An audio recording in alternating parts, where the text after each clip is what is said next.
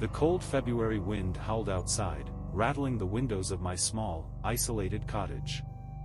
I sat by the fireplace, sipping hot cocoa, trying to shake off the chill that had settled deep into my bones.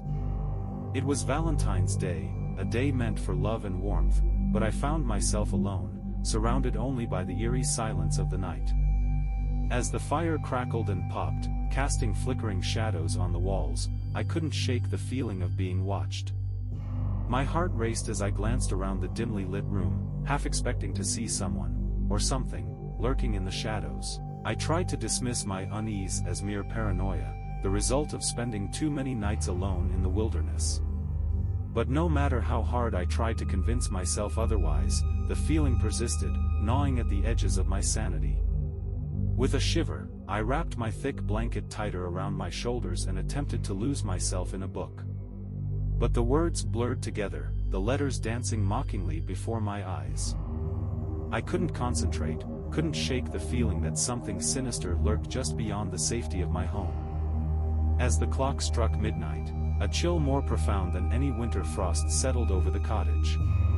The flames in the fireplace flickered and dimmed, casting long, ominous shadows across the room. I held my breath, listening intently for any sign of movement outside.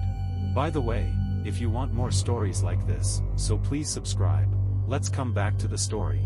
And then I heard it, a faint scratching at the door, like long, skeletal fingers tracing patterns on the wood.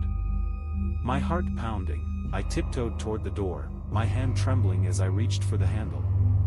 With a creak, the door swung open, revealing nothing but darkness beyond. I peered into the night, straining my eyes to see through the inky blackness. But there was nothing, no sign of life, no hint of what had caused the eerie sound. I closed the door with a shaky breath, trying to convince myself that it was just the wind, nothing more. But deep down, I knew better. There was something out there, something malevolent and hungry, waiting for the perfect moment to strike. I retreated to the safety of the fire, but the warmth offered little comfort against the icy grip of fear that wrapped around my heart. Minutes stretched into hours as I sat there, alone with my thoughts, the darkness pressing in from all sides. And then, just as I began to drift into an uneasy sleep, I heard it again, the sound of footsteps, slow and deliberate, echoing through the silence of the night. My blood ran cold as I realized they were coming from inside the cottage. With a trembling hand, I reached for the poker by the fireplace, my knuckles white with fear. I crept through the darkness, following the sound of the footsteps as they grew louder and closer, until they seemed to be right on top of me. And then, without warning, they stopped. I stood frozen in place, the poker raised defensively as I waited for whatever horror awaited me in the shadows.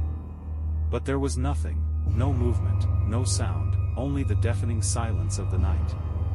Just as I began to relax, a voice whispered from the darkness, soft and insidious, sending shivers down my spine.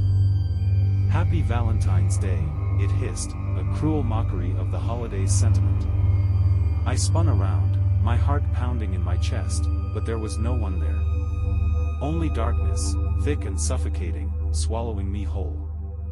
And then, with a sudden rush of wind, the candles went out, plunging the room into pitch-black darkness.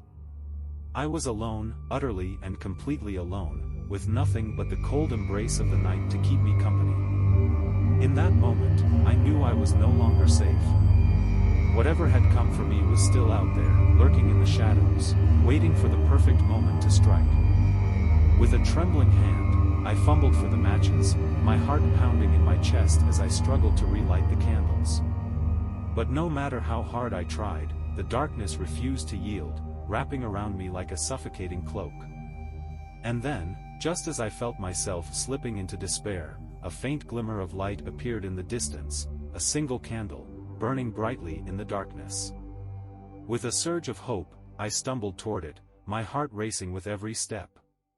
But as I drew closer, I realized with horror that it wasn't a candle at all, it was the reflection of two blood-red eyes, staring back at me from the depths of the darkness. I tried to scream, to run, to escape the nightmare closing in around me. But it was too late. The darkness enveloped me, swallowing me whole, as the creature emerged from the shadows, its twisted smile the last thing I saw before everything went black. And so, on that cold February night, as the wind howled outside and the flames of the fire flickered and died, I became just another victim of the Valentine's visitor, lost forever to the darkness that lurked beyond the safety of my home.